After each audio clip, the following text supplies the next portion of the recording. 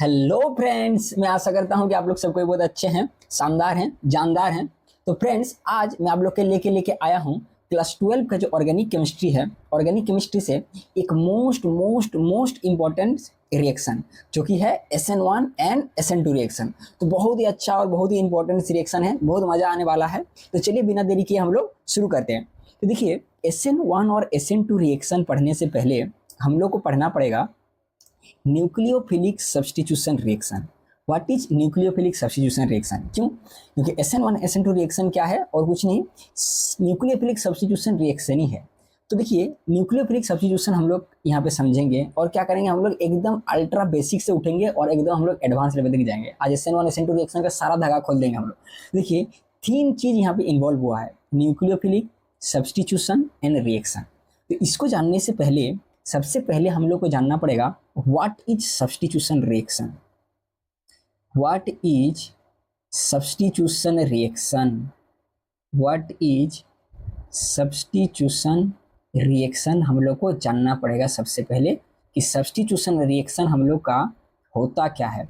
What is substitution reaction? देखिए, substitution reaction जानने से पहले मैं आप लोग को एक जनरल रिएक्शन बताता हूँ। देखिए, ये मेरा एक जनरल रिएक्शन है, एक मेरे जनरल रिएक्शन है, ये रिएक्शन हो रहा है, ये एक मेरा जनरल रिएक्शन हो रहा है, यहाँ पे X माइनस निकल रहा है।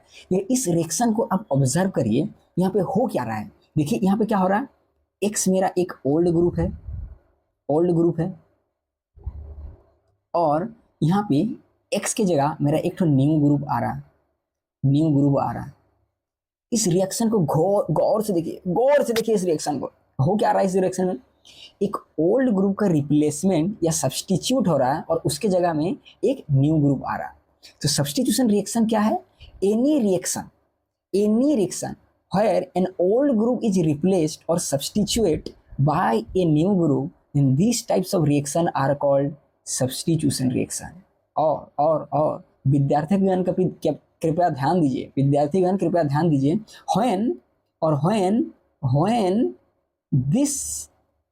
when this new group act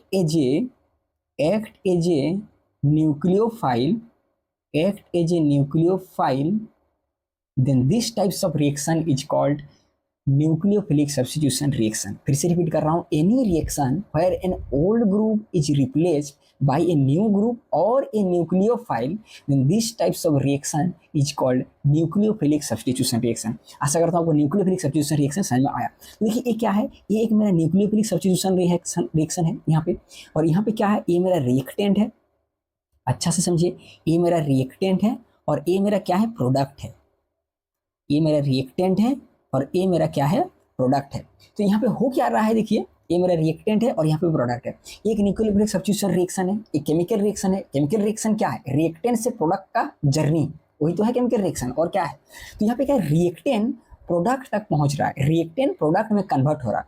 किसी भी रिएक्शन में रिएक्टेंट प्रोडक्ट तक जाने के लिए एक बहुत सारा पाथ को फॉलो करता है, डिफरेंट पाथ्स को फॉलो करके वो प्रोडक्ट तक पहुंचता है। मतलब अपना मंजिल, रिएक्टेंट का मंजिल क्या है, प्रोडक्ट। अपना मंजिल तक पहुंचने के लिए रिएक्टेंट अलग अलग पाथ को फॉलो करके प्रोडक्ट तक पहुंचता है, और उसी पाथ को देशवासियों केमिस्ट्री में हम लोग क्या बोलते हैं, मैकेनिज्म बोलते हैं। उसी पाथ को हम लोग क्या बोलते हैं, मैकेनिज्म बोलते हैं।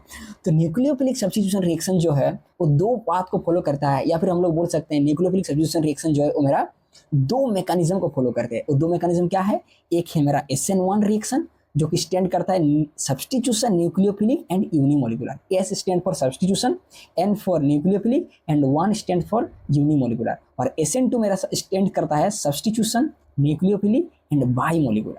तो यूनिमोलिकुलर बाईमोलिकुलर अभी आपका खोपड़ी में अगर घुस नहीं रहा है, कोई टेंशन लेने की जरूरत नहीं। डिटेल्स में हम लोग बात पाएंगे कि यूनिमोलिकुलर नाम क्यों पड़ा और बाईमोलिकुलर क्यों नाम पड़ा।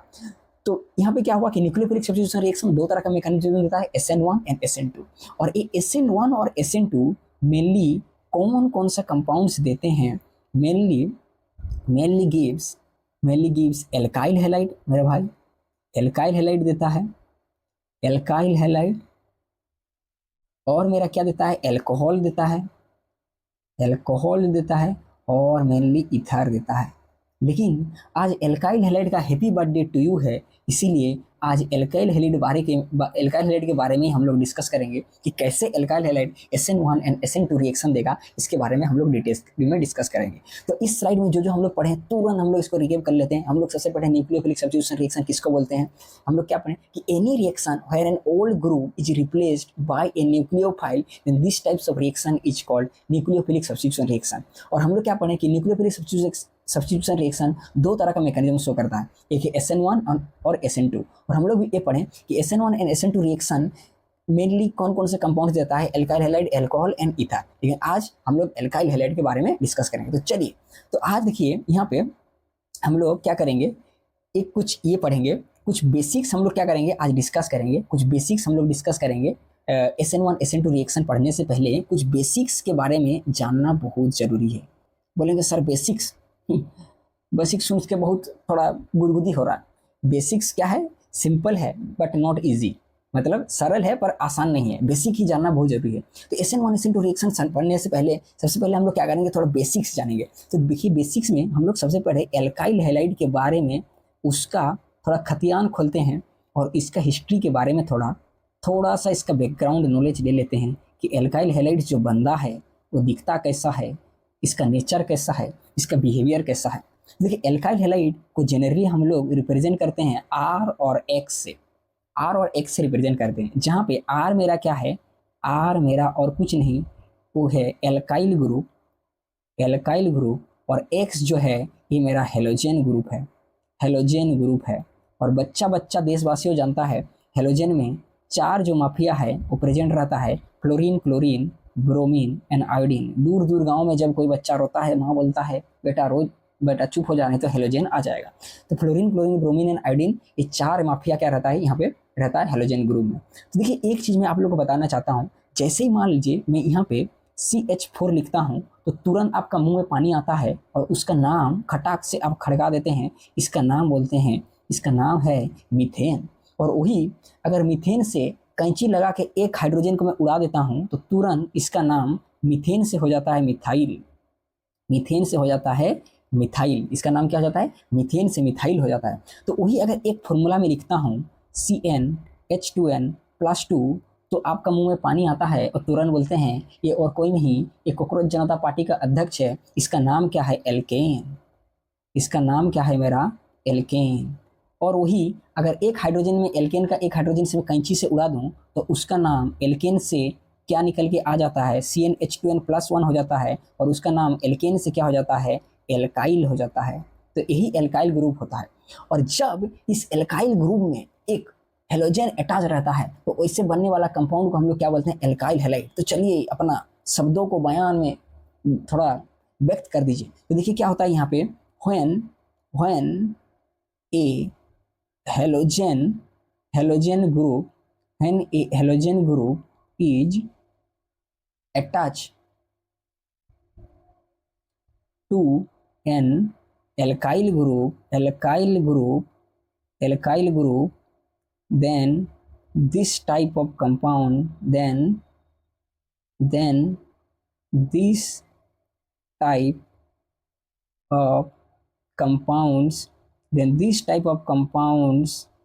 are called alkyl halides।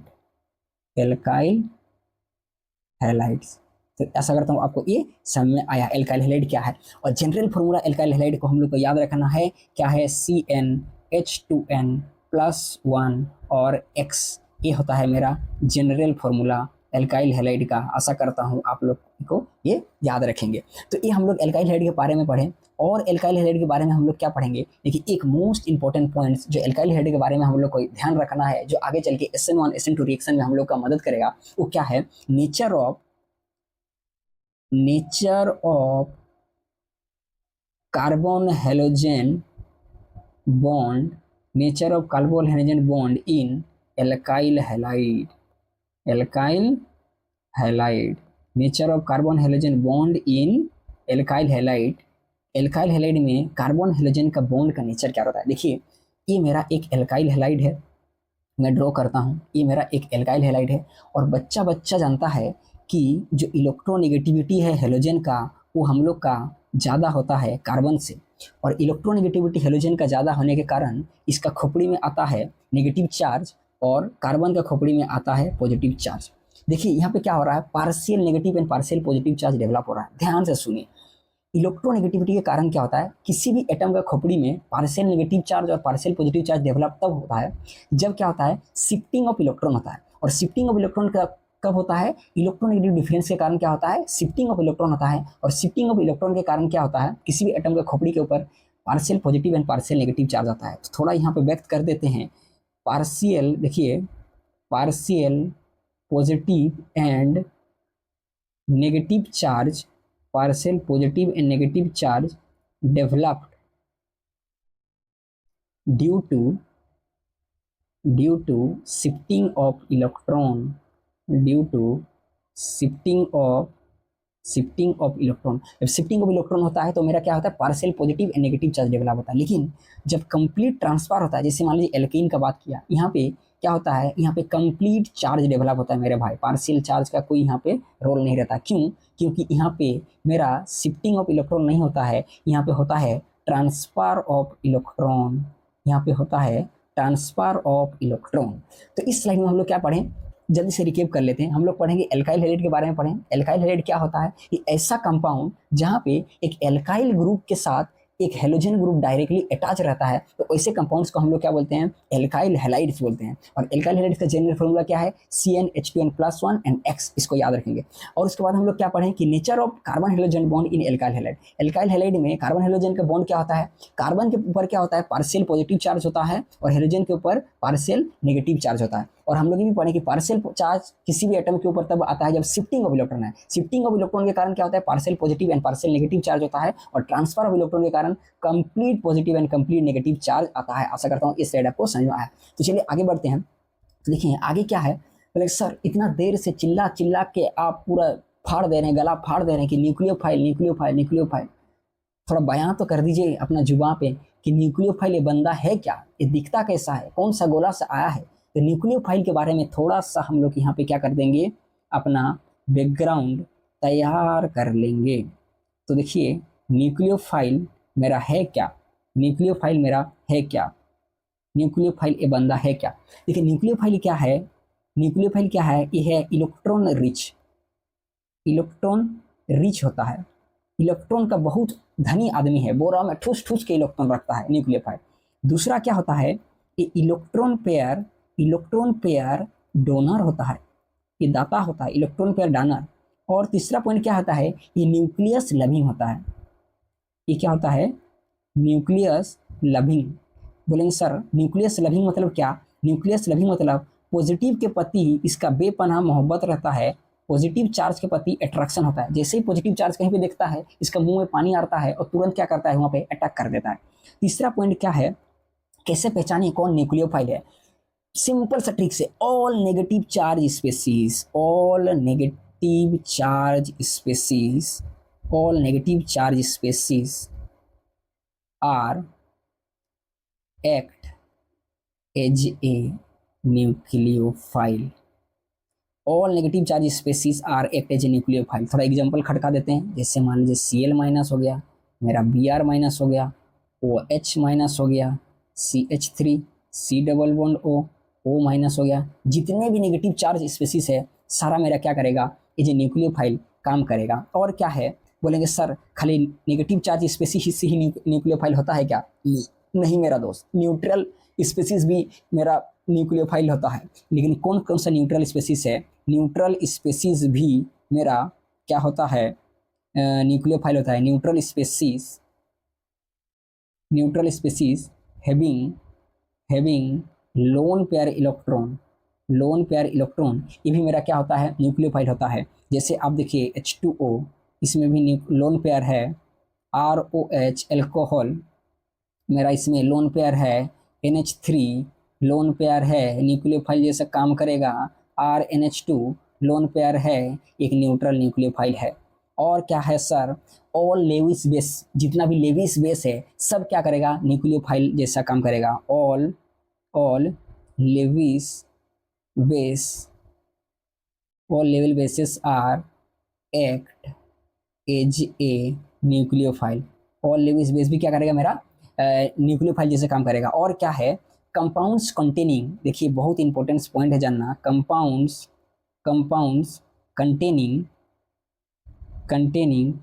Containing non polar double bond, non polar double bond also act as a nucleophile. इसका मतलब क्या है, नॉन पोलर डबल बॉन्ड मतलब क्या होता है, देखिए carbon carbon double bond, alkene जो है, एल्काइन जो है, मेरा बेंजीन जो है, ये क्या है नॉन पोलर डबल बॉन्ड है। लेकिन पोलर डबल बॉन्ड का एग्जांपल क्या है, देखिए ये इसके ऊपर क्या होता है, पोल क्रिएट होता है, एक डबल बॉन्ड है लेकिन पोल क्रिएट होता है, नेगेटिव एंड पॉजिटिव। लेकिन carbon carbon alkene and benzene के ऊपर डबल बॉन्ड तो है, इसके ऊपर लेकिन कोई चार्ज क्रिएट नहीं होता है क्योंकि पोलरिटी डेवलप नहीं हो पाता है, इसलिए इसको बोलता है नॉन पोलर डबल बॉन्ड। तो ये नॉन पोलर डबल बॉन्ड भी क्या होता है, ये जो न्यूक्लियोफाइल मेरा काम करता है। तो होता क्या है रिएक्शन में, तो देखिए यहाँ पे जैसे मेरा एल्काइल हैलाइड होता है मेनली, और यहाँ पे मेरा हेलोजन है, हेलोजन के ऊपर हम लोग जानते हैं इसका खोपड़ी में आता है नेगेटिव चार्ज और कार्बन के खोपड़ी में आता है पॉजिटिव चार्ज, और न्यूक्लियोफाइल के ऊपर नेगेटिव चार्ज होता है। और मैं आपको ये पॉइंट बता दिया हूँ कि ये क्या होता है, न्यूक्लियस लविंग स्पीसीज होता है, मतलब पॉजिटिव चार्ज देखने से ही इसका मुंह में पानी आता है और तुरंत क्या करता है, अटैक कर देता है। तो न्यूक्लियोफाइल एल्काइल हैलाइड का पॉजिटिव सेंटर में क्या करता है, एल्काइल हैलाइड का पॉजिटिव सेंटर में क्या करता है, अटैक करता है और क्या करता है, कार्बन हाइड्रोजन बॉन्ड को तोड़ता है, और यहाँ पे कार्बन के साथ न्यूक्लियोफाइल अपना एक नया रिश्ता बना देता है, एक नया रिश्ता, एक मिनट, कार्बन के साथ क्या करता है न्यूक्लियोफाइल मेरा एक नया रिश्ता बना देता है, और हेलोजन मेरा क्या होता है, एज ए लिविंग ग्रुप निकल जाता है, हेलोजन मेरा एज ए लिविंग ग्रुप निकल जाता है। यही कहानी होता है यहाँ पे। तो इस स्लाइड में हम लोग क्या पढ़ें, न्यूक्लियोफाइल क्या होता है, न्यूक्लियोफाइल एक इलेक्ट्रॉन रिच होता है, न्यूक्लियोफाइल इलेक्ट्रॉन डोनर होता है। और न्यूक्लियोफाइल क्या होता है, nucleus loving species are called nucleophile, positive के प्रति उसका अट्रैक्शन होता है। और क्या है, all negative charge species are act as a nucleophile. दूसरा क्या है कि all neutral species having lone pair of electron are also act as a nucleophile, all Lewis bases are act as a nucleophile, ये हम लोग पढ़ें। और उसके बाद क्या पढ़ें, compounds containing non polar double bond क्या होता है, वो भी एज ए न्यूक्लियोफाइल काम करता है। और होता क्या है कि न्यूक्लियोफाइल क्या करता है, एल्काइल हैलाइड का जो पॉजिटिव सेंटर है उसमें अटैक करता है और कार्बन हाइड्रोजन बॉन्ड को तोड़ता है और रिएक्शन को आगे बढ़ता है। तो ये मेरा हम लोग का बैकग्राउंड था। अभी हम लोग बैकग्राउंड तैयार कर लें और अभी हम लोग क्या करते हैं, जंग का मैदान में कूदने ही वाले हैं और हम लोग शुरू करते हैं। ये हम लोग का ट्रेलर था कहानी का, अभी हम लोग का फिल्म स्टार्ट होता है। तो अभी हम लोग पढ़ेंगे SN1 and SN2 reaction. What is SN1 and SN2 reaction. तो देखिए SN1 रिएक्शन हम लोग पढ़ें क्या है, substitution nucleophilic and unimolecular reaction. SN1 reaction कैसा रिएक्शन है, एक न्यूक्लियोफिलिक सब्स्टिट्यूशन रिएक्शन है लेकिन यूनिमोलिकुलर है। तो देखिए ये मेरा एक क्या है, ये मेरा एक SN1 रिएक्शन है जिसमें क्या होता है, हेलोजन के खोपड़ी में पॉजिटिव चार्ज होता है और आर के खोपड़ी में हेलोजन की खोपड़ी में नेगेटिव चार्ज, आर के खोपड़ी में पॉजिटिव चार्ज होता है, और न्यूक्लियोफाइल यहाँ पे क्या करता है, अटैक करता है और क्या करता है, ये मेरा प्रोडक्ट बनता है। तो देखिए इसमें क्या होता है, हम लोगों को जानना पड़ेगा कि इसका मैकेनिज्म के बारे में बहुत ज़्यादा जानना बहुत जरूरी है क्योंकि इसी से ही क्वेश्चन आता है। तो SN1 रिएक्शन, ये मेरा एक SN1 रिएक्शन है। तो चलिए इसका मैकेनिज्म के बारे में हम लोग थोड़ा जान लेते हैं कि इसका मैकेनिज्म क्या है, इसका माजरा क्या है SN1 रिएक्शन। देखिए SN1 रिएक्शन जो है वो 2 स्टेप प्रोसेस है। तो फर्स्ट स्टेप में क्या होता है, SN1 रिएक्शन में स्टेप वन में क्या होता है, देखिए स्टेप 1 में क्या होता है, ये मेरा एल्काइल हैलाइड है, और स्टेप 1 में होता क्या है, ये एल्काइल हैलाइड का बॉन्ड टूटता है और ये स्टेप 1 मेरा स्लो स्टेप होता है और यही मेरा RDS स्टेप होता है। और यहाँ पे एल्काइल हैलाइड में कार्बन और हेलोजन का बॉन्ड टूटता है और यहाँ पे मेरा कार्बोकटाइन इंटरमीडिएट बनता है और हेलोजन निकल जाता है, इसको बोलते हैं कार्बोकटाइन इंटरमीडिएट। इंटरमीडिएट क्या होता है, रिएक्टेंट और प्रोडक्ट के बीच वाला पार्ट। रिएक्टेंट सबसे पहले इंटरमीडिएट में कन्वर्ट होता है और इंटरमीडिएट से फिर प्रोडक्ट बनता है। तो जो SN1 रिएक्शन है उसका पहला स्टेप में क्या होता है, फर्स्ट स्टेप में कार्बोकटाइन इंटरमीडिएट का फॉर्मेशन होता है। फर्स्ट स्टेप में क्या होता है, कार्बोकटाइन इंटरमीडिएट का फॉर्मेशन। देखिए कोई भी रिएक्शन है ना, कोई भी रिएक्शन का मैकेनिज्म एक स्टेप में कन्वर्ट नहीं हो, एक स्टेप में क्या होता है कंप्लीट नहीं होता है, मल्टीपल स्टेप में क्या होता है पूरा होता है। तो SN1 रिएक्शन जो है वो 2 स्टेप में मतलब पूरा होता है। तो कोई भी स्टेप जो है रिएक्शन का मल्टीपल स्टेप में क्या होता है, पूरा होता है। उस मल्टीपल स्टेप में वो स्टेप को हमको लेके आते हैं जो स्टेप क्या है, सबसे स्लोएस्ट स्टेप है, और उसी स्लोएस्ट स्टेप से पूरा रिएक्शन का हम लोग क्या करते हैं, रेट डिटरमाइन करता है। क्योंकि SN1 रिएक्शन में केवल 2 ही स्टेप है, तो पहला स्टेप क्या होता है, इसका स्लोएस्ट स्टेप होता है, और उसी पहला स्टेप से उसका क्या करते हैं, उसका उस SN1 रिएक्शन का रेट डिटरमाइन करते हैं। तो आपको याद रखना है कि जो फर्स्ट स्टेप में है जहाँ पे फॉर्मेशन ऑफ कार्बोकटाइन इंटरमीडिएट, वही SN1 रिएक्शन क्या क्या है, रेट डिटरमाइनिंग स्टेप है। आशा करता हूं आपको ये समझ में आया। तो यहाँ पे क्या होता है, कार्बोकटाइन का फॉर्मेशन होता है, और मेरा स्टेप 2 में क्या होता है, स्टेप 2 में क्या होता है, स्टेप 2 में क्या होता है, कार्बोकटाइन फॉर्मेशन हो जाता है मेरा यहाँ पे, और स्टेप 2 में क्या करता है, न्यूक्लियोफाइल को मुंह में पानी आ जाता है, क्योंकि ये क्या करता है, पॉजिटिव को देखता है और यहीं क्या करता है, अटैक मार देता है। और ये रिएक्शन मेरा वेरी फास्ट होता है, वेरी फास्ट होता है, वेरी फास्ट होता है। फास्ट क्यों होता है, fast because of ion interaction, ion interaction. यहाँ पे क्या होता है, मेरा आयन इंटरेक्शन होता है, इसीलिए जो मेरा सेकेंड स्टेप है वो फास्ट स्टेप होता है, और फास्ट स्टेप से हम लोग रेट डिटरमाइन नहीं कर पाते हैं। तो आशा करता हूँ आपको ये समझ में आया। तो देखिए यहाँ पे आपको एक चीज़ बहुत ध्यान रखना जरूरी है, जो जान डाल देगा SN1 रिएक्शन का इस मैकेनिज्म में। हम लोग देखें कि पहला स्टेप में SN1 रिएक्शन में क्या होता है, पहला स्टेप में कार्बोकटाइन इंटरमीडिएट का फॉर्मेशन होता है। कार्बोकटाइन इंटरमीडिएट का क्या होता है, मेरा फॉर्मेशन होता है। तो जब कार्बोकटाइन बनता है, इसलिए कार्बोकटाइन का इतिहास के बारे में जानना बहुत जरूरी है। तो चलिए लगे हाथ हम लोग कार्बोकटाइन के इतिहास के बारे में थोड़ा पढ़ लेते हैं। तो कार्बोकटाइन है, कार्बोकटाइन हम लोग का यहाँ पे बन रहा है, और हम लोग को ये याद है कि कार्बोकटाइन अगर बन रहा है तो जहाँ जहाँ कार्बोकटाइन बनेगा, कार्बोकटाइन बन रहा है, तो अगर कार्बोकटाइन बन रहा है तो क्या होगा, मेरा रीअरेंजमेंट होगा। कार्बोकटाइन बन रहा है तो मेरा क्या होगा, रीअरेंजमेंट होगा।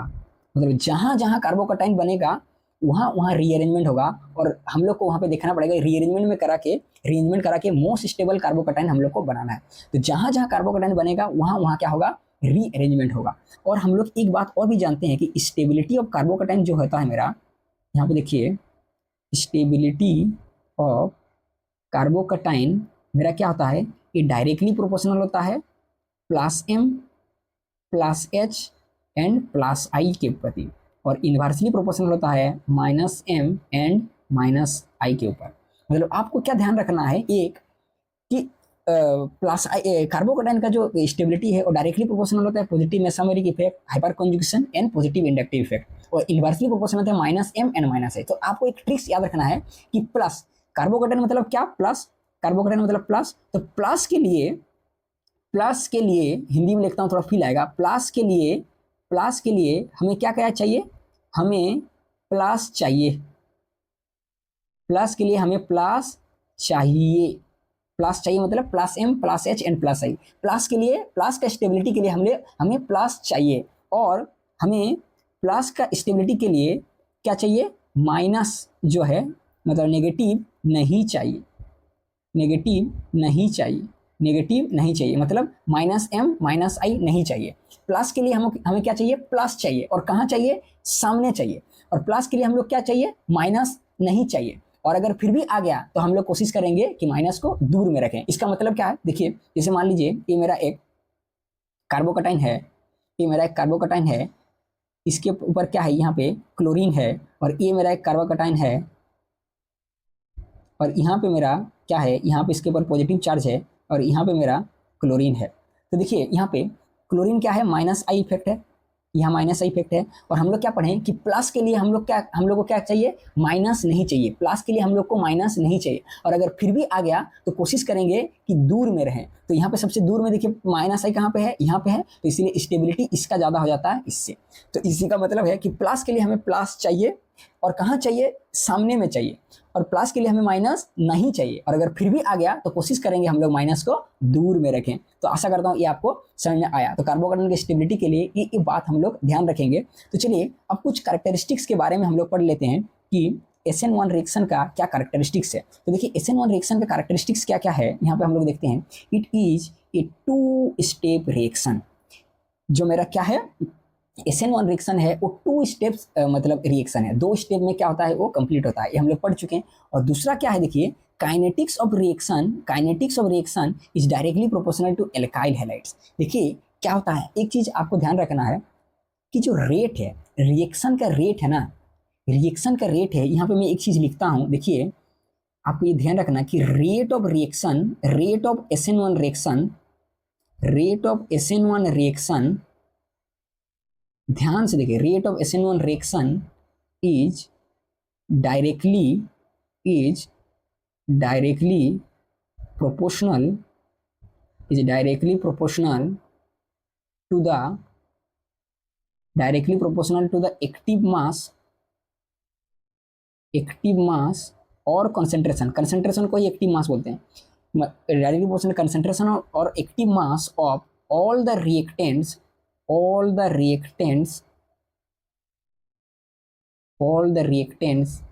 involved in the RDS step,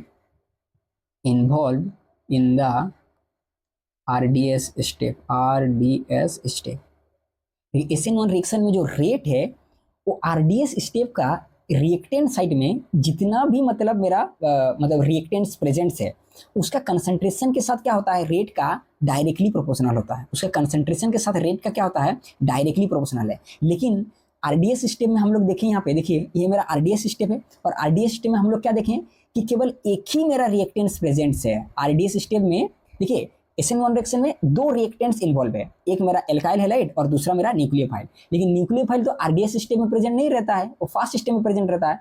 और हम लोग जानते हैं रेट क्या है, RDS सिस्टम में रिएक्टेंट का कंसंट्रेशन के साथ डायरेक्टली प्रोपोर्शनल है। क्योंकि न्यूक्लियोफाइल RDS सिस्टम में प्रेजेंट नहीं रहता है, तो इसलिए रेट केवल एल्काइल हैलाइड का कंसंट्रेशन के ऊपर क्या होता है, डायरेक्टली प्रोपोर्शनल रहता है। तो यहाँ पे और क्या है, यहाँ पे इसका ऑर्डर 1 है। ऑर्डर मतलब क्या कि रेट इक्वेशन में मतलब जो रिएक्टेंट है, रिएक्टेंट का कंसंट्रेशन के ऊपर जो भी पावर रहता है, देखिए यहाँ पे कुछ नहीं, मतलब बाय डिफॉल्ट 1 पावर, जितना भी पावर रहता है वो पावर क्या होता है, उसका ऑर्डर होता है। एक केमिकल काइनेटिक्स जब पढ़ेंगे हम लोग और डिटेल्स में पढ़ेंगे, तो देखिए एक पावर है, यहाँ पे पावर 1 है इसका, तो इसीलिए इसका ऑर्डर 1 होता है। और इसका मोलिकुलरिटी भी 1 होता है। मोलिकुलरिटी 1 है, मतलब RDS सिस्टम में कितना रिएक्टेंट मोलिकुल्स पार्टिसिपेट कर रहा है RDS सिस्टम में। और हम लोग देखें कि एक ही मोलिकुल्स पार्टिसिपेट कर रहा है, केवल एल्काइल हैलाइड, इसलिए इसका मोलिकुलरिटी भी 1 हो जाता है। और इसीलिए इसका नाम भी पड़ता है क्या, यूनिमोलिकुलर, क्योंकि एक मोलिकुल्स RDS सिस्टम में पार्टिसिपेट करते हैं, इसलिए इसका मोलिकुलरिटी 1 होता है, ऑर्डर 1 होता है। आशा करता हूँ आपको ये समझ में आया। तो चलिए आगे बढ़ते हैं। तो देखिए यहाँ पे इस स्लाइड में क्या क्या पढ़े, हम लोग थोड़ा इसको समराइज कर लेते हैं। हम लोग पढ़े कि SN1 रिएक्शन जो है वो 2 स्टेप में क्या होता है, कंप्लीट होता है। पहला स्टेप में क्या होता है, पहला स्टेप मेरा स्लोएस्ट स्टेप होता है, और वही स्लोएस्ट स्टेप मेरा क्या होता है, RDS स्टेप होता है। और पहला स्टेप में क्या होता है, कार्बोकैटायन इंटरमीडिएट का फॉर्मेशन होता है। इंटरमीडिएट बोले तो सर इंटरमीडिएट क्या है, रिएक्टेंट और प्रोडक्ट का बीच का स्टेज को क्या बोलते हैं, हम लोग इंटरमीडिएट बोलते हैं। तो कार्बोकैटायन इंटरमीडिएट हम लोग फॉर्मेशन होता है फर्स्ट स्टेप में। और सेकंड स्टेप में क्या होता है, सेकंड स्टेप में कार्बोकैटायन में न्यूक्लियोफाइल का अटैक होता है, और वो बहुत फास्ट होता है। फास्ट क्यों होता है, क्योंकि यहाँ पे आयन आयन का इंटरेक्शन होता है, इसलिए सेकंड स्टेप SN1 रिएक्शन का काफी फास्ट होता है। उसके बाद हम लोग क्या कहें, कार्बोकैटायन, क्योंकि हम लोग इंटरमीडिएट बन रहा है, इसलिए कार्बोकैटायन में हम लोग उसका बारे में कुछ बात हम लोग जान ले कि कार्बोकैटायन बन रहा है, इसलिए जहां जहां कार्बोकैटायन बनेगा वहां रीअरेंजमेंट पॉसिबल होगा। और कार्बोकैटायन के स्टेबिलिटी के लिए हम लोग क्या देखें कि कार्बोकैटायन के स्टेबिलिटी के लिए प्लस के लिए क्या चाहिए, हम लोग को प्लस चाहिए। और कहाँ चाहिए, हो सके तो जितना पास हो उतना पास में हम लोग को प्लस ग्रुप चाहिए। और प्लस के लिए हम लोग को क्या चाहिए, माइनस नहीं चाहिए। और अगर फिर भी आ गया तो कोशिश करेंगे दूर में रखें। आशा करता हूं आपको ये समझ में आ गया। और हम लोग क्या पढ़ें कि इसका क्या है, काइनेटिक्स हम लोग पढ़े SN1 रिएक्शन का, इसका ऑर्डर 1 होता है और मोलिकुलरिटी इसका भी 1 होता है SN1 रिएक्शन का। आशा करता हूं आपको ये स्लाइड समझ में आया। तो चलिए नेक्स्ट स्लाइड में चलते हैं। देखिए यहाँ पे नेक्स्ट स्लाइड में क्या बता रहा है कि rate is independent of concentration of nucleophile. हम लोग पढ़ चुके हैं, क्योंकि न्यूक्लियोफाइल जो है वो RDS सिस्टम में प्रेजेंट ही नहीं रहता है, इन्वॉल्व ही नहीं रहता है, पार्टिसिपेट ही नहीं करता है, इसलिए रेट क्या है, न्यूक्लियोफाइल का कंसंट्रेशन के ऊपर, इंडिपेंडेंस के ऊपर डिपेंड नहीं करता है। और यहाँ पे क्या देखिए, कार्बोकैटायन इंटरमीडिएट इज फॉर्म, हम लोग पढ़े, रीअरेंजमेंट में be possible during product formation. इसको आपको याद रखना है कि कार्बोकैटायन का रीअरेंजमेंट होगा, लेकिन कब होगा, प्रोडक्ट फॉर्मेशन के पास, प्रोडक्ट फॉर्मेशन के समय, not during the formation of carbocation, not during the formation of carbocation, not during the formation of carbocation, not during the formation of carbocation. Carbocation का formation के समय रीअरेंजमेंट नहीं करना है, उस समय केवल बॉन्ड को तोड़ना है और कार्बोकैटायन हम लोग को बनाना है, चाहे 2 डिग्री बन रहा है, 3 डिग्री बन रहा है, कुछ भी बन रहा है। और जब प्रोडक्ट फॉर्म करने का समय आएगा तब हम लोग रीअरेंजमेंट करके, अगर 3 डिग्री का पॉसिबिलिटी है तो 3 डिग्री बनाएंगे, 2 डिग्री का पॉसिबिलिटी है तो 2 डिग्री बनाएंगे। तो कार्बोकैटायन का रीअरेंजमेंट कब होगा, during product formation and not during the formation of carbocation. तो आप आशा करता हूं आपको समझ में आए। और एक चीज पॉइंट देखिए हम लोग को, SN1 रिएक्शन जो है बहुत इंपॉर्टेंट है। SN1 reaction is favoured by polar protic solvent.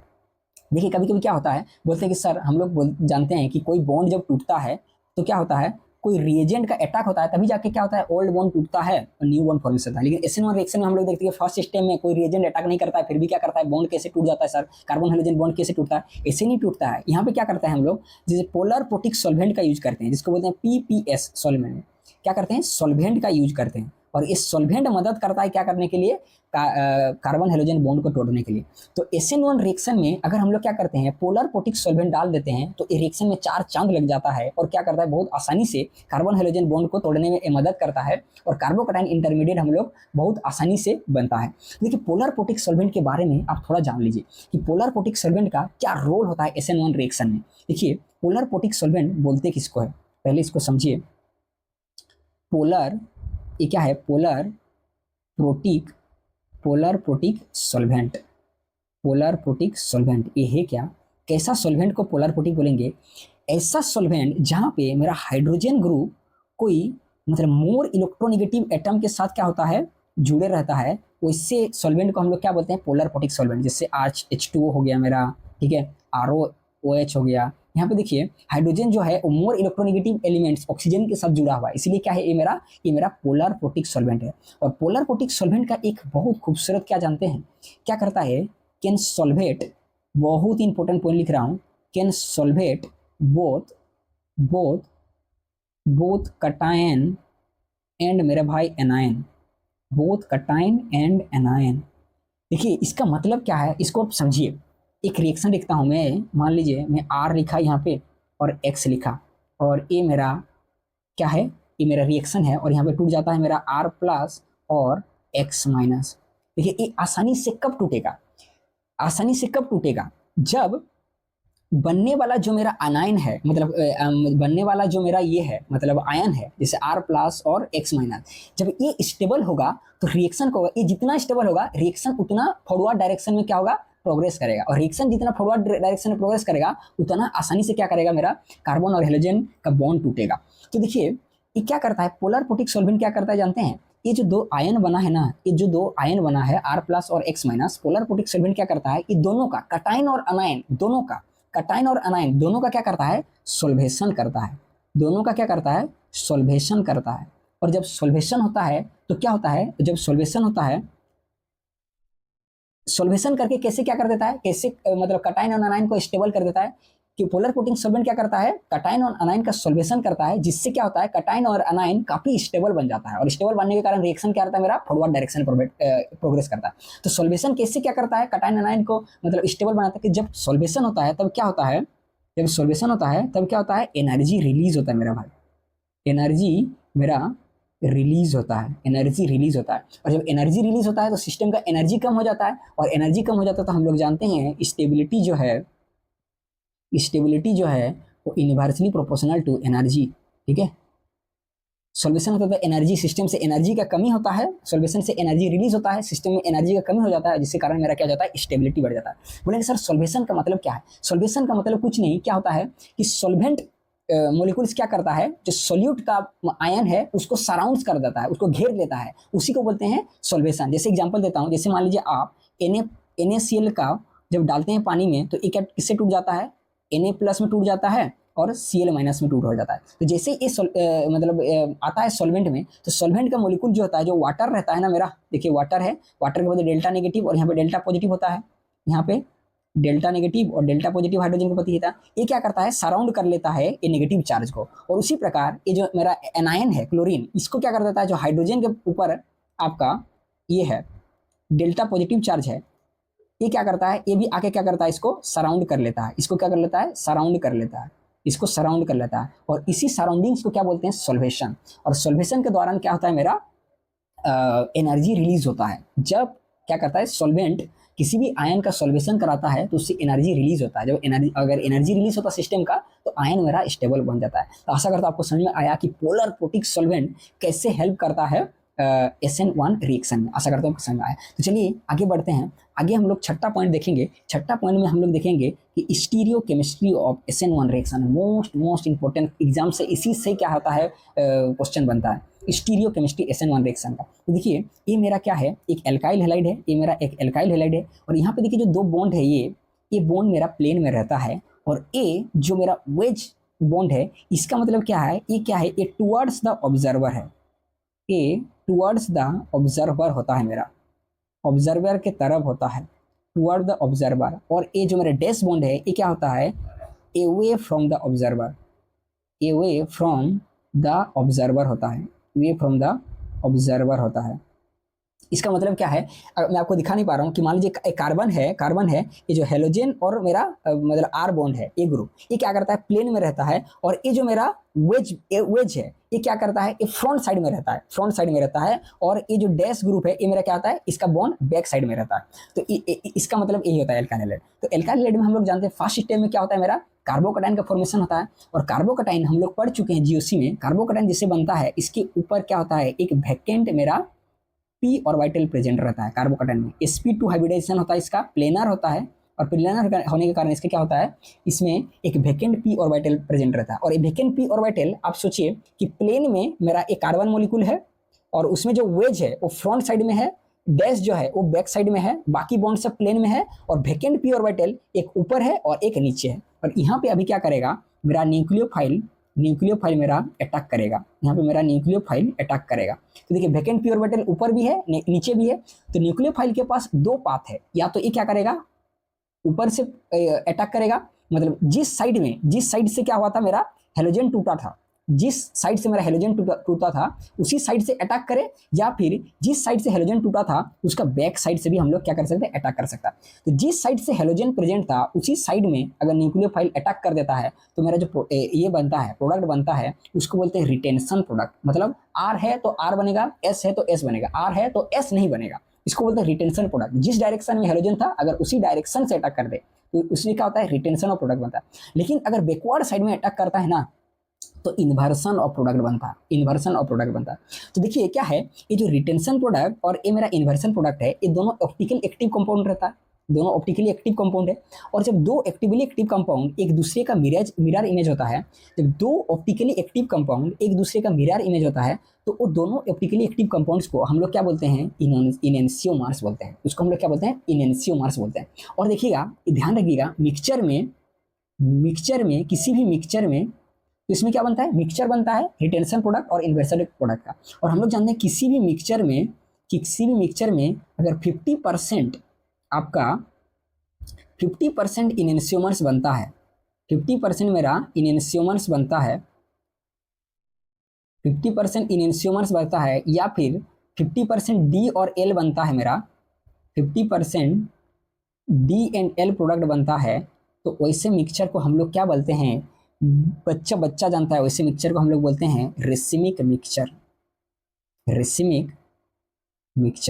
वैसे मिक्सचर को हम लोग क्या बोलते हैं, रेसिमिक मिक्सचर, जहाँ पे दोनों इनोन्सियोमर क्या कहता है, 50-50% बनता है। देखिए बहुत सारा बुक्स में आपको बताया गया है कि SN1 रिएक्शन में जो होता है प्रोडक्ट वो रेसिमिक मिक्सचर होता है। लेकिन आपको ध्यान रखना है, नीट में एक बार एक क्वेश्चन भी आ चुका है कि ये क्या होता है, कंप्लीट रेसिमिक मिक्सचर नहीं होता है, इसमें क्या होता है, पार्शियल रेसिमिक मिक्सचर होता है। क्यों? क्योंकि यहाँ पे इन्वर्सन प्रोडक्ट क्या होता है, थोड़ा डोमिनेंट होता है।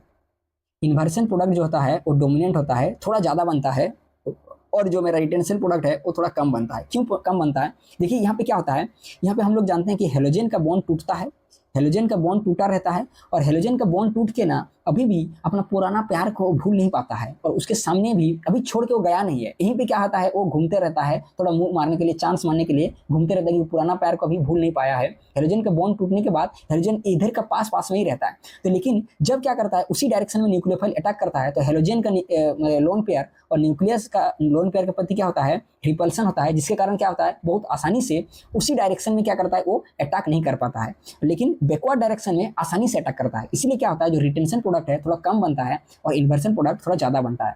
क्योंकि यहाँ पे 50% इनएंशियोमर नहीं बन रहा है, इसलिए यहाँ पे मेरा कंप्लीट रेशमिक मिक्सचर नहीं बनता है। यहाँ पे मेरा क्या बनता है, यहाँ पे मेरा पार्शियल रेशमिक मिक्सचर बनता है। इसको ध्यान रखना है हम लोग को कि SN1 रिएक्शन में कंप्लीट रेशमिक मिक्सचर नहीं बनता है और ये मेरा क्या बनता है, पार्शियल रेशमिक मिक्सचर बनता है। और क्योंकि पार्शियल रेशमिक मिक्सचर बनता है, क्योंकि रेशमिक मिक्सचर क्या है मेरा, ऑप्टिकली इनएक्टिव कंपाउंड है, ऑप्टिकली इनएक्टिव कंपाउंड है मेरा रेशमिक मिक्सचर। लेकिन पार्शियल रेशमिक मिक्सचर बनता है 50% नहीं बनता है। 50% बनने से क्या होगा, मतलब क्लॉकवाइज एंटी क्लॉकवाइज दोनों एक दूसरे को इफेक्ट को कैंसिल कर देता है, जिसके कारण रेशमिक मिक्सचर क्या होता है, ऑप्टिकली इनएक्टिव होता है। लेकिन यहाँ पे पार्शियल रेशमिक मिक्सचर में 50% बन नहीं रहा है, मेरा इन्वर्सन प्रोडक्ट थोड़ा ज़्यादा बनता है, इसीलिए पार्शियल रेशमिक मिक्सचर बनता है और ये मेरा ऑप्टिकली एक्टिव होता है। आशा करता हूँ इतना सब आपको समझ में आया। तो देखिए यहाँ पे क्या है, इंपॉर्टेंस पॉइंट क्या है, in SN1 reaction racemic mixture expected but inversion product dominance over retention product hence it shows partial racemic mixture, partial racemic mixture था। दूसरा पॉइंट बहुत इंपॉर्टेंट, रिमेंबर क्या है, if carbon chiral carbon not present then no racemisation. आपको याद रखना कि यहाँ पे जितना भी हम लोग retention product, inversion product, enantiomer, racemic mixture, partial racemic mixture जितना भी बात कर रहे हैं ये तब वैलिड होगा जब मेरा एल्काइल हैलाइड कायरल होगा। कायरल मतलब क्या कि एल्काइल हाइड का मतलब जो 4 ग्रुप है, चारों ग्रुप क्या होगा, जब डिफरेंट होगा तो क्या होता है, कंपाउंड्स कायरल होता है। तो कंपाउंड्स अगर कायरल होगा तभी क्या होगा, मेरा पार्शियल रेशमिक मिक्सचर ये सब का कहानी बनेगा। और अगर कायरल नहीं है तो ये सब का कोई रोल नहीं है। आशा करता हूँ आपको ये समझ में आया और आपको ये ध्यान रखना। तो चलिए अब इसका थोड़ा हम लोग रिविजन कर लेते हैं। स्टीरियोकेमिस्ट्री SN1 रिएक्शन का क्या होता है, SN1 रिएक्शन में क्या होता है, 2 प्रोडक्ट बनता है, रिटेंशन प्रोडक्ट और मेरा इन्वर्सन प्रोडक्ट। और क्या होता है, हम लोग जानते हैं कि रिटेंशन प्रोडक्ट क्या होता है, इसमें हेलोजन और न्यूक्लियोफाइल का लोन पेयर का रिपल्सन के कारण रिटेंशन प्रोडक्ट थोड़ा कम बनता है और इन्वर्सन प्रोडक्ट मेरा थोड़ा ज़्यादा बनता है। तो जिसके कारण यहाँ पे क्या होता है, कंप्लीट रेशमिक मिक्सचर नहीं बन पाता है, यहाँ पे मेरा पार्शियल रेशमिक मिक्सचर बनता है। अगर कंप्लीट रेशमिक मिक्सचर बनता तो ये क्या होता है, ऑप्टिकली इनएक्टिव होता, लेकिन क्योंकि यहाँ पे पार्शियल रेशमिक मिक्सचर बन रहा है इसलिए क्या होगा, मेरा ये ऑप्टिकली एक्टिव होता है। आशा करता हूँ आपको ये समझ में आया। चलिए आगे बढ़ते हैं। देखिए 7 पॉइंट क्या है मेरा, रिएक्टिविटी टुवर्ड्स SN1 रिएक्शन। तो SN1 का रिएक्टिविटी क्या है, SN1 का रिएक्टिविटी ये मेरा डायरेक्टली प्रोपोर्शनल होता है स्टेबिलिटी ऑफ कार्बोकटाइन। कार्बोकटाइन का इंटरमीडिएट मतलब कार्बोकटाइन का स्टेबिलिटी जितना ज़्यादा होगा SN1 रिएक्शन का रिएक्टिविटी उतना फास्ट होगा। तो देखिए यहाँ पे एक ऑर्डर दिया है, एक बेंजाइलिक है, एल्लाइलिक है। बेंजाइलिक जो है यहाँ पे क्या हो रहा है, मेरा रेजोनेंस हो रहा, यहाँ पे रेजोनेंस हो रहा। एल्लाइलिक में भी मेरा क्या हो रहा, रेजोनेंस हो रहा। लेकिन यहाँ पे मेरा क्या हो रहा है, 3 डिग्री 2 डिग्री 1 डिग्री, यहाँ पे रेजोनेंस नहीं हो रहा। यहाँ पे क्या हो रहा है, हाइपर कंजुगेशन हो रहा है। लेकिन हाइपर कंजुगेशन हो रहा है, लेकिन यहाँ पे हाइड्रोजन बॉन्ड टूटेगा तो यहाँ पे प्लस आएगा, यहाँ पे प्लस आएगा, यहाँ पे प्लस आएगा, यहाँ पे क्या हो जाएगा, प्लस आएगा और यहाँ पे मेरा प्लस आएगा। तो यहाँ पे हाइपर कंजुगेशन हो रहा है, लेकिन कितना अल्फा हाइड्रोजन है, यहाँ पे मेरा 9 अल्फा हाइड्रोजन है, यहाँ पे मेरा 6 अल्फा हाइड्रोजन है और यहाँ पे मेरा 3 अल्फा हाइड्रोजन है। और हम लोग जानते हैं कि रेजोनेंस स्टेबिलिटी में सबसे फर्स्ट ऑर्डर में क्या आता है, सबसे पहले आता है रेजोनेंस, रेजो, उसके बाद आता है हाइपर कंजुगेशन और उसके बाद में आता है इंडक्टिव इफेक्ट। तो रेजोनेंस कहाँ पे हो रहा है, 2 जगह में हो रहा है, बेंजाइलिक और एल्लाइलिक में। लेकिन ज़्यादा रेजोनेंस कहाँ पे हो रहा है, बेंजाइलिक में। बेंजाइलिक कार्बोकटाइन का स्टेबिलिटी सबसे ज़्यादा, उसके बाद एल्लाइलिक का। और 3 डिग्री 2 डिग्री 1 डिग्री में हम लोग रेजोनेंस नहीं हो रहा है तो हाइपर कंजुगेशन लिखेंगे। और हाइपर कंजुगेशन चेक करने के लिए हम लोग अल्फा हाइड्रोजन देखेंगे, जहाँ पे अल्फा हाइड्रोजन जितना ज़्यादा वहाँ पे हाइपर कंजुगेशन उतना ज़्यादा, और जितना हाइपर कंजुगेशन जितना ज़्यादा कार्बोकटाइन का स्टेबिलिटी उतना ज़्यादा। तो यहाँ पे 9 अल्फा हाइड्रोजन है, इसका स्टेबिलिटी ज़्यादा, उसके बाद 6 अल्फा हाइड्रोजन और लास्ट में 1 डिग्री जो मेरा ये है मतलब एल्काइल हाइड है, इसका स्टेबिलिटी सबसे कम। तो ये हम लोग का ऑर्डर है। और देखिए दूसरा पॉइंट क्या है, if leaving group is different तब क्या ऑर्डर होगा, सबसे पहले एल्काइल आयोडाइड का रिएक्टिविटी होगा, उसके बाद एल्काइल ब्रोमाइड का, एल्काइल क्लोराइड और सबसे लास्ट में एल्काइल फ्लोराइड का। अगर मान लीजिए हम लोग मेरा लिविंग ग्रुप अलग अलग है, मतलब आयोडीन, ब्रोमीन, क्लोरीन, इनब्रोमीन, उस समय में हम लोग क्या देखते हैं जानते हैं, जो नेगेटिव चार्ज बनता है बनने के लिए, देखिए Ri जो होता है वो क्या होता है, वो सबसे फास्ट रिएक्शन देता है, मतलब एल्काइल आयोडाइड सबसे फास्ट देता है। क्यों जानते हैं, क्योंकि जब एल्काइल आयोडाइड टूटता है तो R+ और I- में टूटता है। और इस केस में जब लिविंग ग्रुप डिफरेंट होता है तो हम लोग क्या करते हैं, रेट को चेक करने के लिए जो नेगेटिव चार्ज है उसका स्टेबिलिटी को हम लोग चेक करते हैं कि बॉन्ड टूटने के बाद जो नेगेटिव चार्ज बनता है, नेगेटिव चार्ज जितना ज़्यादा स्टेबल होगा उसका रिएक्टिविटी उतना ज़्यादा होगा। तो नेगेटिव चार्ज का स्टेबिलिटी के लिए हम लोग क्या देखते हैं, मतलब आई माइनस का स्टेबिलिटी के लिए क्या देखते हैं हम लोग, आई माइनस का स्टेबिलिटी के लिए हम लोग क्या चेक करते हैं, यहाँ पे देखिए आई माइनस का स्टेबिलिटी के लिए हम लोग क्या चेक करते हैं, स्टेबिलिटी के लिए हम लोग क्या चेक करते हैं, दो चीज़ चेक करते हैं। देखिए एक तो हम लोग पीरियड में चेक करते हैं, पीरियड में हम लोग अगर देखेंगे तो पीरियड में हम लोग देखते हैं इलेक्ट्रोनेगेटिविटी। जितना ज़्यादा इलेक्ट्रोनेगेटिविटी, मतलब ऐसे नेगेटिव चार्ज स्पेसीज जिसका जितना ज़्यादा इलेक्ट्रोनेगेटिव वो नेगेटिव चार्ज उतना ज़्यादा स्टेबल। जैसे एग्जांपल देता हूँ आपको समझ, जैसे कार्बन माइनस हो जाएगा, नाइट्रोजन माइनस हो गया, आपका ऑक्सीजन माइनस हो गया, फ्लोरीन माइनस हो गया, ये एक ही पीरियड का मेरा एलिमेंट्स है। और इसमें देखिए हम लोग जानते हैं कि फ्लोरीन का इलेक्ट्रोनेगेटिविटी सबसे ज़्यादा, तो जिसका इलेक्ट्रोनेगेटिविटी सबसे ज़्यादा उसका नेगेटिव चार्ज सबसे स्टेबल, तो यहाँ पे स्टेबिलिटी ऑर्डर ऐसे हो जाता है। और ग्रुप में हम लोग क्या देखते हैं, ग्रुप में नेगेटिव चार्ज का स्टेबिलिटी के लिए हम लोग देखते हैं साइज, जिसका साइज जितना ज़्यादा उसका नेगेटिव चार्ज उतना ज़्यादा स्टेबल। जैसे हम लोग देखें यहाँ पे F minus, Cl minus, Br minus और मेरा I माइनस, तो I माइनस का साइज सबसे ज़्यादा है, तो इसीलिए क्या होता है कि I माइनस सबसे ज़्यादा स्टेबल होता है, उसके बाद Br माइनस, उसके बाद Cl माइनस और उसके बाद F माइनस। तो जब लिविंग ग्रुप डिफरेंट होगा तो हम लोग क्या करेंगे, बनने वाला जो नेगेटिव चार्ज है उसका स्टेबिलिटी देखेंगे। और नेगेटिव चार्ज स्टेबिलिटी के लिए हम लोग दो चीज़ करेंगे, पीरियड में हम लोग इलेक्ट्रोनेगेटिविटी देखेंगे, इलेक्ट्रोनेगेटिविटी जितना ज़्यादा नेगेटिव चार्ज का स्टेबिलिटी उतना ज़्यादा। और अगर ग्रुप में जाएंगे तो साइज देखेंगे, साइज जितना बड़ा इलेक्ट्रोनेगेटिविटी का मतलब नेगेटिव चार्ज का स्टेबिलिटी उतना ज़्यादा। देखिए एक 8 पॉइंट जो है हम लोग इसको ध्यान रखते हैं, बहुत मोस्ट इंपॉर्टेंट है।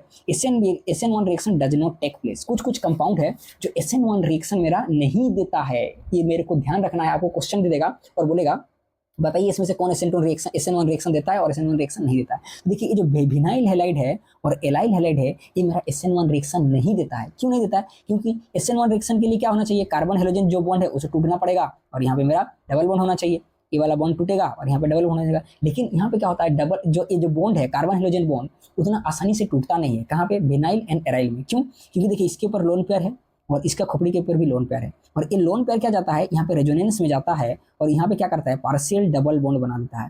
तो विनाइल हैलाइड और एराइल हैलाइड मेरा SN1 रिएक्शन नहीं देता है। क्यों, ड्यू टू पार्शियल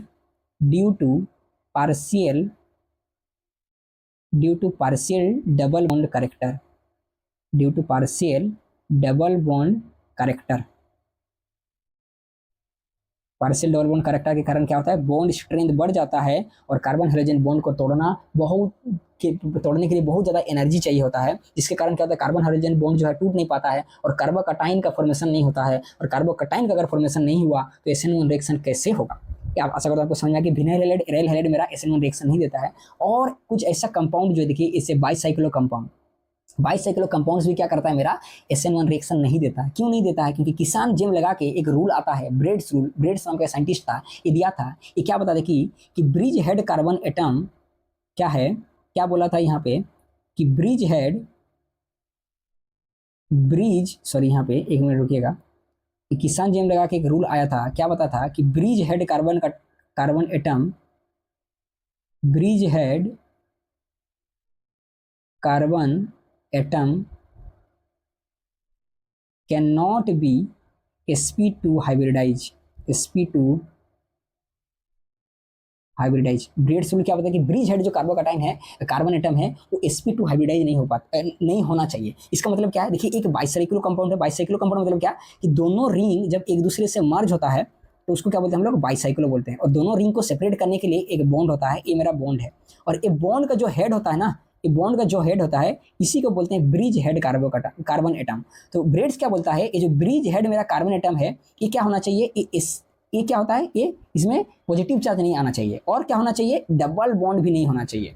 तो क्या होना चाहिए, ब्रिज हेड जो कार्बन है उसमें डबल बॉन्ड भी नहीं आना चाहिए और इसमें कार्बोकैटायन का फॉर्मेशन भी नहीं होना चाहिए, क्योंकि डबल बॉन्ड और कार्बोकैटायन जब अगर हो जाएगा तो ब्रिज हेड कार्बन क्या हो जाएगा, उसका हाइब्रिडेशन sp2 हो जाएगा। और sp2 होने के कारण क्या होता है, कंपाउंड्स मेरा प्लेनर हो जाता है, और प्लेनर होने के कारण बाइसेकुलर कंपाउंड्स में एंगल स्ट्रेन बढ़ जाता है, और एंगल स्ट्रेन बढ़ने के कारण क्या होता है, बाइसेकुलर कंपाउंड्स मेरा काफ़ी ज़्यादा अनस्टेबल हो जाता है। और कोई कंपाउंड अगर अनस्टेबल होगा तो क्यों वो फॉर्मेशन होना चाहिएगा, मतलब sp2 हाइब्रिडाइज क्यों होना चाहिएगा। तो एक बहुत डिटेल्स टॉपिक है, ये हम लोग बाद में पढ़ेंगे। आपको याद रखना है कि ब्रेड्स रूल के अकॉर्डिंग जो बाइसाइक्लो कंपाउंड्स है वो भी क्या करता है, मेरा SN1 रिएक्शन नहीं देता है। क्यों, क्योंकि ब्रेड्स रूल क्या बोला है कि bridge head carbon atom can not be sp2 hybridize. ये आपको ध्यान रखना है। आशा करता हूँ आपको समझ में आया। तो चलिए यहाँ पे अभी हम लोग कुछ रिएक्शन पढ़ लेंगे। जितना कुछ हम लोग पढ़ें इसके ऊपर हम लोग कुछ रिएक्शन बनाते हैं कि SN1 रिएक्शन में जितना हम लोग कॉन्सेप्ट पढ़े हैं उसको थोड़ा हम लोग अप्लाई करके देखेंगे। तो compare the rate towards SN1 reaction.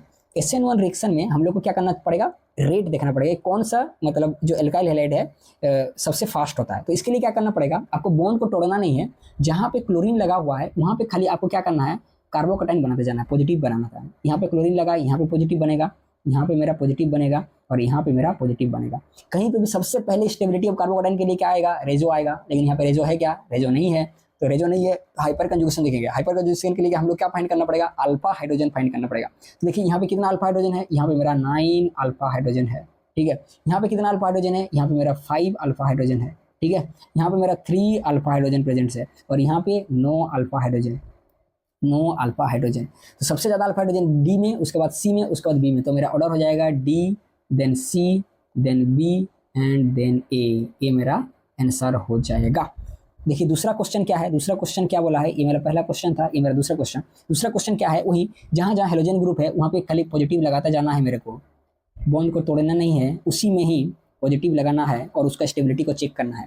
तो देखिए यहाँ पे क्या हो रहा है, यहाँ पे मेरा A B C and D में देखिए ए में क्या है, यहाँ पे मेरा NO2 ग्रुप लगा हुआ है, NO2 ग्रुप लगा हुआ है, NO2 ग्रुप लगा हुआ है। और NO2 ग्रुप कहाँ पे लगा हुआ है, NO2 ग्रुप मेरा पारा पे लगा हुआ है। और पारा पे जानते हैं हम लोग plus M and minus M होता है, लेकिन मेटा में plus M and minus M नहीं होता है। तो क्योंकि NO2 ग्रुप पारा में लगा हुआ है तो अभी हम लोग फाइंड आउट करेंगे कि NO2 जो है वो प्लस एम है या माइनस एम है। तो हम लोग जानते हैं कि NO2 ग्रुप जो है वो मेरा माइनस एम है। यहाँ पे देखिए बी में CH3 ग्रुप लगा है, कहाँ लगा है, पारा पे लगा हुआ है। और ये क्या है, ये मेरा आपका प्लस H ग्रुप है, ये मेरा क्या है, प्लस H ग्रुप है, ठीक है। उसके बाद सी में देखिए OCH3 लगा है, कहाँ पे लगा है, ये मेरा पारा पे लगा है। और ए भी मेरा क्या है, ये मेरा प्लस M ग्रुप है। और डी में मेरा क्या है, NH2 लगा हुआ है, और NH2 भी कहाँ पे लगा है, मेरा पारा में लगा है। और NH2 भी मेरा लोन पेयर है यहाँ पे, तो ये भी मेरा क्या है, प्लस M ग्रुप है। और हम लोग एक कंसेप्ट पढ़े थे कि प्लस के लिए मतलब कार्बोकैटायन के लिए, प्लस के लिए हमें क्या चाहिए, प्लस चाहिए। प्लस के लिए हमें प्लस चाहिए, माइनस नहीं चाहिए। प्लस के लिए हमें प्लस चाहिए, माइनस नहीं चाहिए। तो ये तो हम लोग को समझ में आ गया कि क्या होगा, डी और सी जो है वो आगे आएगा, और डी सी आगे आएगा, और उसके बाद बी आएगा, और उसके बाद लास्ट में आएगा मेरा ए, क्योंकि माइनस मेरे को नहीं चाहिए। और डी क्योंकि सबसे ज़्यादा रेजोनेंस किस में होता है, मतलब यहाँ पे देखिए एम प्लस एम होता है, सबसे पहले प्लस एम, उसके बाद प्लस एच, और उसके बाद प्लस आई। तो डी और सी में प्लस एम हो रहा है, और बी में मेरा प्लस एच हो रहा है। तो डी और सी क्या हो रहा है, बी से तो ज़्यादा होगा, लेकिन देखिए सी में भी मेरा प्लस एम हो रहा है, और डी में भी मेरा क्या हो रहा है, प्लस एम हो रहा है। तो अभी हम लोग फंस गए कि कहाँ पे क्या होगा, इसका ऑर्डर तो पता नहीं, डी और सी में कौन सबसे ज़्यादा आएगा। जब हम लोग क्या करते हैं कि प्लस एम में फंस जाते हैं तो हम लोग को बचाने के लिए कौन आता है, बचाने के लिए हम लोग आता है इंडक्टिव। जब मेसोमेरिक में फंस जाते हैं तो हम लोग को बचाने के लिए आता है इंडक्टिव। तो देखिए इंडक्टिव हो रहा है, यहाँ पे इंडक्टिव इफेक्ट हो रहा है ऑक्सीजन के कारण, ऑक्सीजन के कारण इंडक्टिव इफेक्ट भी हो रहा है, और नाइट्रोजन का इलेक्ट्रोनेगेटिविटी के कारण भी क्या हो रहा है, इंडक्टिव इफेक्ट हो रहा है। और यहाँ पे इंडक्टिव इफेक्ट हो रहा है ऑक्सीजन का इलेक्ट्रोनेगेटिविटी के कारण, लेकिन कौन सा इंडक्टिविटी हो रहा है, माइनस आई हो रहा है। और यहाँ पे भी क्या हो रहा है, माइनस आई हो रहा है।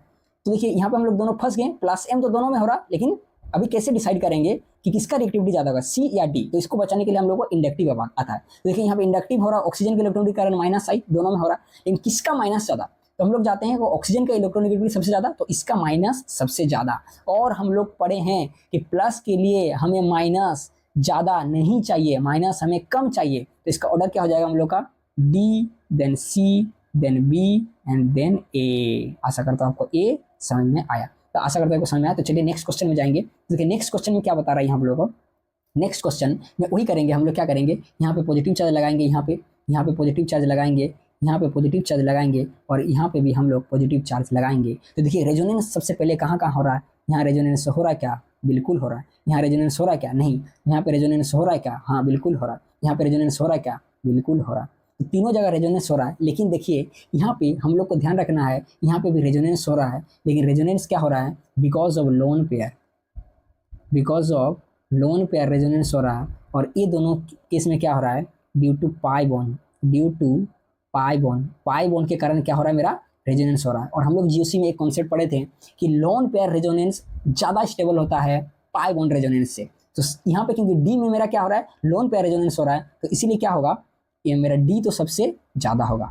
उसके बाद क्या आएगा? उसके बाद आएगा मेरा ए, उसके बाद आएगा मेरा बी, और सबसे लास्ट में मेरा आएगा उसके बाद आएगा मेरा ए, और उसके बाद आएगा मेरा सी, और सबसे लास्ट में आएगा मेरा बी, क्योंकि यहाँ पे रेजोनेंस तो आ नहीं रहा है। और ए और सी में सबसे ज़्यादा रेजोनेंस किस में होगा? जो बेंजाइल कार्बोकेटाइन है इसमें सबसे ज़्यादा रेजोनेंस हो रहा है, तो मेरा ऑर्डर बन के आएगा ए, उसके बाद डी सबसे बाद, उसके बाद ए, और उसके बाद सी, और लास्ट में मेरा आ जाएगा बी। आशा करता हूँ आपको ए समझ आएगा। तो डी ए सी बी मेरे को समझ में आया, क्योंकि ए डी में क्या हो रहा है? लोन पेयर रेजोनेंस हो रहा है, तो इसीलिए सबसे ज़्यादा स्टेबल कार्बोकेटाइन यहाँ पे होगा। और ए और सी दोनों में रेजोनेंस हो रहा है, लेकिन सबसे ज़्यादा रेजोनेंस किस में हो रहा है? ए में हो रहा है, इसलिए सी से ज़्यादा ए होगा। और सबसे लास्ट में, क्योंकि रेजोनेंस इसमें हो नहीं रहा है, हाइपर कंजुगेशन हो रहा है, तो सबसे लास्ट में स्टेबल होगा कौन? बी। आशा करते हैं आपको ऑर्डर समझ में आया। तो चलिए नेक्स्ट क्वेश्चन बनाते हैं। नेक्स्ट क्वेश्चन में देखिए वही करेंगे हम लोग। यहाँ पे क्या करेंगे? पॉजिटिव डालेंगे, यहाँ पे हम लोग क्या करेंगे? पॉजिटिव डालेंगे, और यहाँ पे हम लोग क्या करेंगे? पॉजिटिव डालेंगे। तो स्टेबिलिटी ऑर्डर देखेंगे तो देखिए यहाँ पे क्या हो रहा है? रेजो हो रहा है क्या? यहाँ पे लोन पेयर है, यहाँ पे लोन पेयर है, और यहाँ पे क्या हो रहा है? मेरा लोन पेयर है। यहाँ पे रेजो हो रहा है क्या? रेजो हो रहा है। यहाँ पे रेजो हो रहा है क्या? यहाँ पे रेजो मेरा हो रहा है। और यहाँ पे रेजो हो रहा है क्या? यहाँ पे रेजोनेंस नहीं हो रहा। तो इसके लिए हम लोग तो जानते हैं सबसे पहले क्या होगा? मेरा बी एंड सी होगा, और लास्ट में मेरा ए होगा।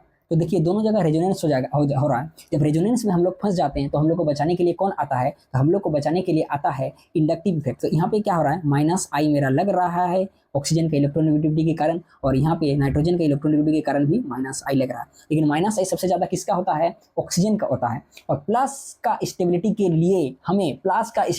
लिए हमें ज़्यादा माइनस नहीं चाहिए, इसलिए सबसे ज़्यादा स्टेबल सी होगा, उसके बाद बी, और उसके बाद होगा ए। आशा करता हूँ आपको ए समझ में आया। तो चलिए नेक्स्ट क्वेश्चन पढ़ते हैं। देखिए नेक्स्ट क्वेश्चन हम लोग देखेंगे, नेक्स्ट क्वेश्चन में क्या है वही करेंगे। देखिए यहाँ पे क्या करेंगे? हम लोग पॉजिटिव लगाएंगे, यहाँ पे हम लोग क्या लगाएंगे? पॉजिटिव लगाएंगे, और यहाँ पे हम लोग क्या लगाएंगे? पॉजिटिव लगाएंगे। यहाँ पे क्या है? मेरा लोन पेयर है, यहाँ पे मेरा लोन पेयर है। तो देखिए यहाँ पे क्या हो रहा है? और यहाँ पे भी मेरा लोन पेयर है। तो देखिए रेजोनेंस कहाँ कहाँ पे हो रहा है? यहाँ पे रेजोनेंस हो रहा है क्या? देखिए यहाँ पे lone pair sigma positive, lone pair sigma positive, lone pair sigma positive, तो यहाँ पे मेरा रेजोनेंस बिल्कुल हो रहा है। लेकिन यहाँ पे क्या हो रहा है? रेजोनेंस हो रहा है क्या? Lone pair sigma sigma positive, distance हो जा रहा है, कंजुगेशन ब्रेक हो जा रहा है, तो यहाँ पे मेरा रेजोनेंस नहीं हो रहा है, यहाँ पे भी रेजोनेंस नहीं हो रहा। तो ये तो पता चल गया कि ए में रेजोनेंस हो रहा है, तो स्टेबिलिटी उसका सबसे ज़्यादा होगा, और उसके बाद बी आएगा, और उसके बाद सी आएगा। तो ये दोनों बी और सी में हम फंस गए हैं। अभी क्या करेंगे? कैसे डिसाइड करेंगे बी और सी में कौन ज़्यादा स्टेबल होगा? तो देखिए यहाँ पे रेजोनेंस नहीं हो रहा है, तो यहाँ पे क्या होगा? इंडक्टिव काम करेगा। तो देखिए दोनों में इंडक्टिव काम करेगा, तो दोनों में क्या है? माइनस आई काम करेगा, दोनों में माइनस आई काम करेगा। लेकिन यहाँ पे फिर भी फंस गए हम लोग कि यहाँ पे दोनों ग्रुप सेम है, दोनों ऑक्सीजन प्रेजेंट है। लेकिन इसीलिए हम लोग क्या कहते हैं? प्रीवियस स्लाइड में एक पढ़े थे कि प्लस के लिए हमें माइनस नहीं चाहिए, प्लस के लिए हमें माइनस नहीं चाहिए, और अगर फिर भी आ गया तो कोशिश करेंगे हम लोग उसको दूर में रखें, तो कोशिश करेंगे हम लोग उसको दूर में रखें। तो देखिए यहाँ पे भी माइनस लग रहा है, और यहाँ पे भी माइनस लग रहा है, लेकिन यहाँ पे माइनस मेटा पोजीशन में है, पास में है कार्बोकेटाइन का, और यहाँ पे दूर में है। माइनस हमें नहीं चाहिए, और अगर फिर भी आ गया तो हम लोग उसको दूर में रखेंगे। तो इसलिए ज़्यादा स्टेबल ए के बाद सी आएगा, और उसके बाद बी आएगा, क्योंकि इंडक्टिव इफेक्ट क्या होता है? मतलब minus I effect, inductive effect distance dependent होता है। जितना ज़्यादा डिस्टेंस बढ़ता है उसका माइनस आई इफेक्ट उतना कम होता है, और हमें को प्लस के लिए कम माइनस आई चाहिए, इसलिए ए के बाद सी आएगा, और उसके बाद बी आएगा। आशा करता हूँ आपको ये समझ में आया। तो चलिए अभी नेक्स्ट क्वेश्चन देखते हैं। देखिए यहाँ पे क्या होगा? वही मैं क्या करूँगा? यहाँ पे पॉजिटिव लगाऊंगा, यहाँ पे पॉजिटिव लगाऊंगा, और यहाँ पे पॉजिटिव लगाऊंगा। देखिए यहाँ पे क्या होता है? जब डिफरेंट रिंग स्ट्रक्चर देता है तब हम लोग को रेजोनेंस नहीं देखना है, तो अब जब डिफरेंट रिंग स्ट्रक्चर रहेगा तो हम लोग को क्या देखना है? एरोमेटिक देखना है। तो देखिए यहाँ पे क्या हो रहा है? यहाँ पे देखिए positive sigma double bond sigma positive, तो यहाँ पे क्या हो रहा है? मेरा मतलब कंजुगेशन हो रहा है, double bond sigma positive conjugation हो रहा है, और कितना पाई इलेक्ट्रॉन है? 2 पाई इलेक्ट्रॉन है, और कंजुगेशन हो रहा है, तो ये मेरा क्या हो जाएगा? एरोमेटिक हो जाएगा। एरोमेटिक हो जाएगा। यहाँ पे देखिए, यहाँ पे कुछ कंजुगेशन हो रहा है क्या? कोई कंजुगेशन ही नहीं है, तो इसलिए क्या है? ये मेरा नॉन एरोमेटिक है। और यहाँ पे देखिए double bond sigma positive, double bond sigma positive conjugation है, लेकिन यहाँ पे क्या है मेरा 4 पाई इलेक्ट्रॉन है। और 4 पाई इलेक्ट्रॉन के लिए हम लोग जानते हैं क्या होता है, ये मेरा एंटी एरोमेटिक होता है। और हम लोग जानते हैं एरोमेटिक का ऑर्डर क्या होता है, सबसे पहले मेरा होता है एरोमेटिक और उसके बाद होता है नॉन एरोमेटिक और स्टेबिलिटी सबसे ज़्यादा लास्ट में होता है मेरा एंटी एरोमेटिक का। इसीलिए इसका स्टेबिलिटी का ऑर्डर होगा ए, उसके बाद बी और उसके बाद आएगा मेरा सी। ऐसे आपको सॉल्व करना है। अगर डिफरेंट डिफरेंट रिंग स्ट्रक्चर देना है तो डायरेक्ट रेजोनेंस नहीं लगाइएगा, फंस जाइएगा। आप एरोमेटिक सिटी का ऑर्डर दिखेगा, एरोमेटिक कैरेक्टर दिखेगा, ठीक है। उसके बाद एक क्वेश्चन देखते हैं। देखिए एक क्वेश्चन में क्या बोला है, which one is most reactive toward SN1 reaction. SN1 reaction में सबसे ज्यादा रिएक्टिव क्या है। तो देखिए कुछ कुछ रिएक्शन दिया है, इस रिएक्शन को मैं कुछ कुछ ऐसे करके ड्रॉ कर देता हूँ। देखिए यहाँ पे ये मेरा बेंजीन रिंग है, यहाँ पे CH2 ग्रुप है और यहाँ पे मेरा Br ग्रुप है A नंबर, और यहाँ पे प्लस लग जाएगा मेरे को।